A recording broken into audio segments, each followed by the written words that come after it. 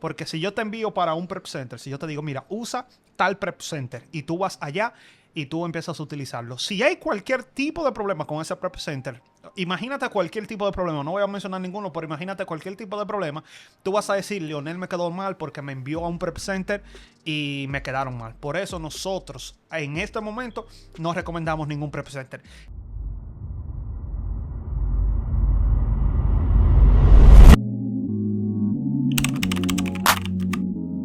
Saludos a todos y bienvenidos una vez más a tu podcast Modo FBA. Conmigo siempre aquí mi esposita Ros. Hola a todos. Y en el día de hoy vamos una vez más a responder todas sus preguntas. Este ha sido uno de los episodios que más a ustedes les ha gustado.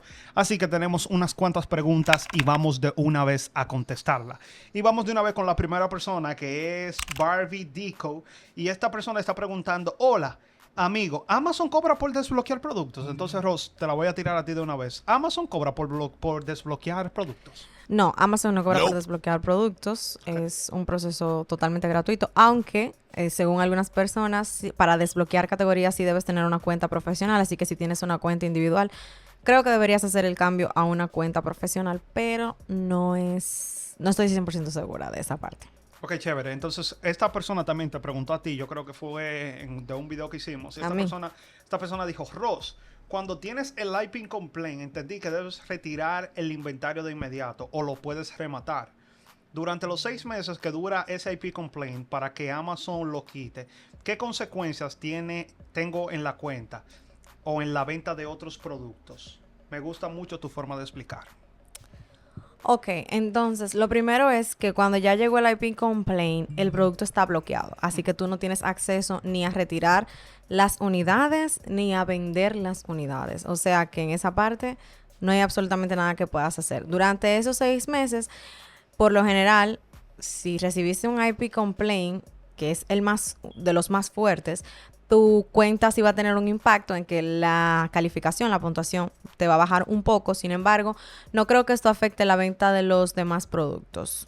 A menos que tu barrita de la cuenta no esté en verde y ya esté en uno de los colores como amarillento, que dice como que está un poquito en riesgo, pero que todavía no vas a ser desactivada. Cuando sí puedes liquidar el producto es cuando recibes, por ejemplo, una carta, que es como una advertencia. Cuando te contacta la marca, entonces, por lo general, ahí sí. Como ya no me lo han dado todavía, como Amazon no me ha puesto nada en la salud de mi cuenta, como yo voy y reviso y no tengo nada, entonces lo que yo hago es que yo no voy a retirar el producto así por así. Yo necesito recuperar por lo menos mi inversión. E incluso las marcas por lo general te dan un tiempo y te dicen, te vamos a dar hasta tal fecha para que retires el producto. Entonces ahí sí, de manera agresiva, bajo el precio para poder obtener al menos la cantidad que invertí. Pero lo que sí tú siempre le dices a las personas, yo veo que tú les recomiendas, es que tienen que cuidarse más la cuenta. Porque ya recibiste un IP complaint, ahora no es que tu cuenta está afectada, obviamente, pero tienes que cuidarte más. Porque otro IP complaint encima de ese que tenía, entonces sí se complica más. Exactamente, entonces en ese caso sería tener un poquito más de cuidado porque nunca queremos llegar a tener más de un IP complaint. No queremos ningún IP complaint, pero si llegara a suceder que tenemos uno, es momento de cuidar, tratar de no recibir otro, tratar de investigar bien si la marca da y también tratar de comprar en lugares de procedencias no dudosas. Ok, chévere. Esta otra también te la voy a hacer a ti, es que están hablando mucho de desbloqueo y esta persona dice, una pregunta, si uno desbloquea una marca, digamos, Lego, Disney, Marvel, etcétera, pero esa marca desbloqueada da IP complaint, o sea, yo desbloqueo esa marca, pero esa marca da IP complaint, ¿debemos alejarnos de esa marca o podemos vender aunque esa marca dé IP complaint? Yo veo que muchas personas están confundidas y más cuando están comenzando, ellos dicen, la marca me permitió, Amazon me desbloqueó, que yo puedo vender esa marca, pero ahora me están dando IP complaint, no entiendo. ¿Qué es lo que pasa ahí? Independientemente de si la marca está o no está bloqueada, la marca puede dar IP complaint cuando la marca le parezca. Cuando la marca le parezca.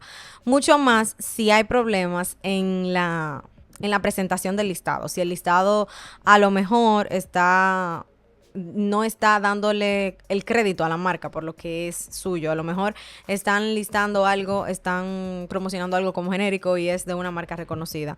Sin embargo, si en mi caso me llegara a suceder que yo hice el proceso de desbloquear una marca o desbloqueé una marca de manera automática, cuando le di a pedir aprobación me lo dieron, y me sale la notificación de que da IP complaint, yo no vendería esa marca, al menos por un tiempo. Porque si bien es cierto que las marcas dan IP complaint, a veces es por una temporada, a veces ellos limpian en Amazon y luego dejan de darle seguimiento. Entonces, en ese caso, yo esperaría que quizás dejara de estar la alerta en la aplicación que yo estoy viendo, porque sí puede suceder para aprovechar y vender algo, pero aunque yo haya pagado para desbloquearme, aunque yo haya comprado los productos y demás, yo no los enviaría si yo sé que va a dar IP complaint. Okay. Entonces, también tú tienes que estar atento porque en ocasiones, en cualquier momento podemos estar pidiéndote que tú nos envíes una nota de voz o que te grabes un video para cualquier pregunta que tú tengas para respondértela aquí en el podcast. Entonces, aquí hay una persona y vamos a ver qué esta persona nos pregunta. Hola Leonel, ¿cómo estás? Buenas tardes, mi nombre es Freddy. Yo soy un miembro activo de la comunidad de Modo FBA y también obviamente vendedor. Tengo 3 meses vendiendo. Tengo 2 preguntitas. La primera pregunta es, yo empecé a mandar los productos a FBA. Yo empecé FBM, ahora estoy haciendo FBA. Mandé los productos, he mandado ya 4 cajas, todo está perfecto.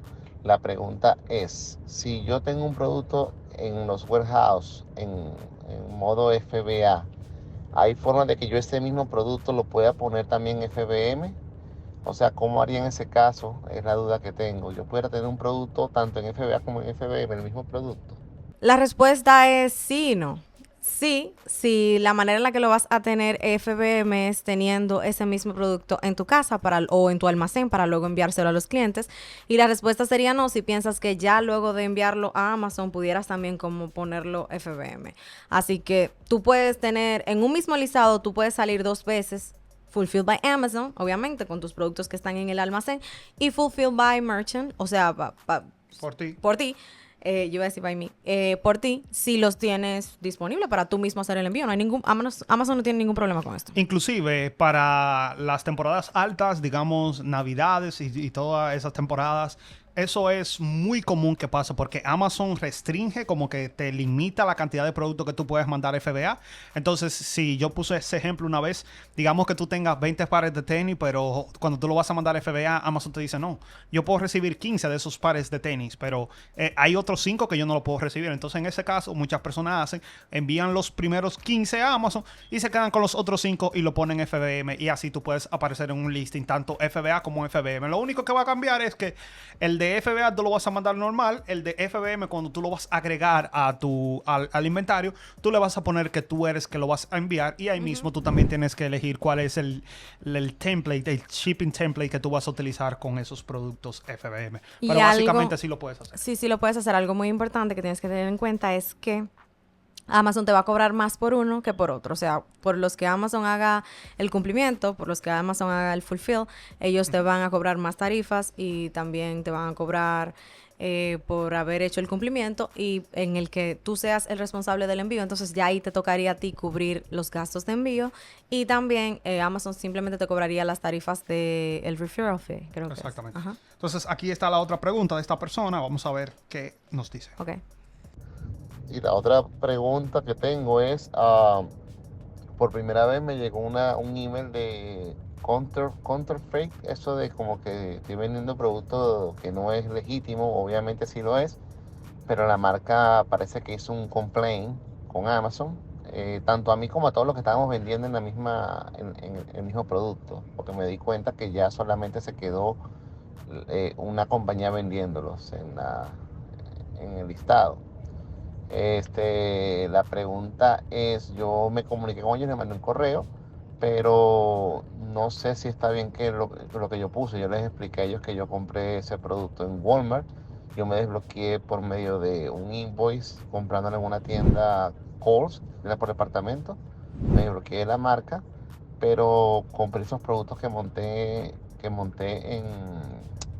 en mi cuenta, los compré en Walmart. Pero no sé cómo hacer para mandarles yo un invoice que especifique el producto. En ese caso, no sé si tengo todas las de perder, me imagino.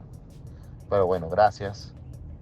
¿Qué yo puedo hacer con eso, Ross? O sea, me desbloqueé normal, compré un producto en Walmart y la marca me está diciendo que estoy vendiendo un producto falsificado. ¿Qué yo puedo hacer en ese caso? En ese caso, yo lo que trataría de hacer, en este caso, Tú puedes hacer el proceso directamente con Amazon. Yo lo he hecho con Amazon, sin contactarme con la marca. Lo que hago es que le envío a Amazon la factura. Sí he tenido que mandarla varias veces. Yo sé que esto siempre lo decimos, pero lamentablemente así es el proceso de comunicación con el servicio al cliente de Amazon, en especial para los vendedores, porque para los clientes es distinto. Entonces, en este caso, yo buscaría mi factura de Walmart, la escanearía, le enviaría la evidencia. En las facturas de Walmart, si mal no recuerdo, como que sale el UPC, o no sé si es el UPC, pero sale una codificación y luego sale un poquito nada más del nombre del producto.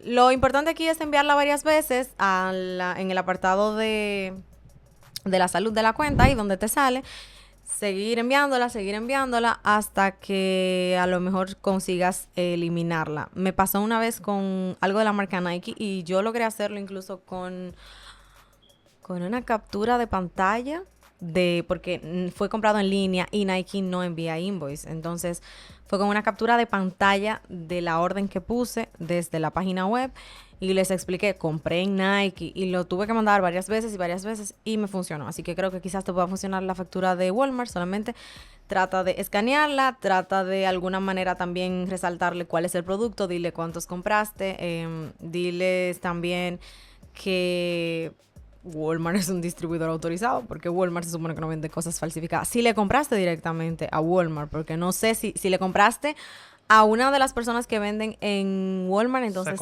ahí sí está súper complicado. Si compraste como en el marketplace de Walmart. Que eso es muy importante. Muchas personas no saben que Walmart también es un marketplace, que hay muchísimas personas que están vendiendo Walmart también. Así que es muy importante tú saber si le estás comprando directamente a Walmart o si le estás comprando a cualquier vendedor que está vendiendo en Walmart. Y también, una vez más, aquí vamos siempre a lo mismo. Tienes que ser organizado, como Rosa está diciendo, tienes que tener todas esas facturas a mano. Si lo compraste por internet, tener esos correos que tú siempre tienes cuando haces una compra, así que es muy importante siempre estar organizados. Bien, entonces ahora ya llegó el momento de hacerte preguntas a ti. Tenemos aquí a Ivonne, que está preguntando la pregunta que todo el mundo hace. ¿Puede usted sugerirme un prep center aquí en Estados Unidos para poder hacer los envíos a Amazon? Yo elegí esa pregunta porque quería decir esto. Muchas personas, yo creo que esa es la pregunta más, yo no sé. De las más frecuentes. Más frecuente que siempre me están haciendo. Y es, Leonel, recomiéndame un prep center. Y yo siempre digo que no lo puedo recomendar. Pero aquí tengo un poquito más de tiempo y le voy a explicar por qué yo no recomiendo un prep center. Primero, nosotros no utilizamos un prep center. A nosotros nos gusta promocionar o darle una recomendación de algo que nosotros utilizamos. Si yo no utilizo algo, no me gusta recomendarlo. Pero pueden haber cualquier servicio que quizás yo no lo utilice porque no es un fit, no encaja para mí, pero yo sé que es un servicio bueno y lo puedo recomendar a cualquier otra persona y no hay ningún problema. ¿Qué es lo que pasa con los prep centers? Yo no trabajo con ninguno, no tengo ninguna afiliación con ninguno de ellos, no sé cómo ellos trabajan, entonces yo no puedo recomendarte un prep center que yo no sé cómo va a ser tu experiencia, no sé cómo es la comunicación de ellos contigo, entonces no quiero hacerlo. ¿Por qué? Porque si yo te envío para un prep center, si yo te digo, mira, usa tal prep center y tú vas allá y tú empiezas a utilizarlo. Si hay cualquier tipo de problema con ese prep center, imagínate cualquier tipo de problema, no voy a mencionar ninguno, pero imagínate cualquier tipo de problema, tú vas a decir, Leonel me quedó mal porque me envió a un prep center y me quedaron mal. Por eso nosotros en este momento no recomendamos ningún prep center. Que en el futuro yo pueda sentarme con un prep center, un dueño de un prep center, y que esa persona me explique y que yo tenga la experiencia, que trabaje con ellos y que yo sienta que es un lugar que yo pueda recomendar a la persona, entonces yo lo puedo recomendar sin ningún problema. Pero en el momento no tengo. Y es que los prep center tienen muchísima demanda, pero no todos son buenos, hay muchísimos malos. Yo hoy en día estaba hablando con una persona, no voy a mencionar el nombre del prep center, aunque todo el mundo casi lo conoce, está en Florida, que es un prep center que le está quedando muy mal a las personas. No hay muchísima comunicación, le queda mal a los vendedores. Entonces yo no quiero recomendar algo que no tengo experiencia y que no sé cómo te van a quedar. Disculpen por el rant, como dicen en inglés, pero es que no me siento cómodo diciendo, ve a este prep center si yo no sé cómo te van a quedar en ese lugar. Así que por eso es que nosotros no recomendamos ningún prep center. En el futuro esto puede cambiar, correcto, pero ahora en el presente no tengo ningún prep center que yo te pueda recomendar. Esta pregunta la hace Freddy y es, Leonel, ¿no usas el resale certificate, el certificado de reventa, para no pagar el impuesto?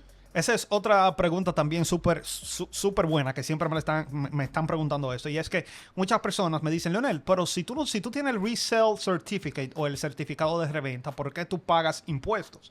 Lo que pasa con esto es lo siguiente. No importa que yo tenga ese certificado de reventa.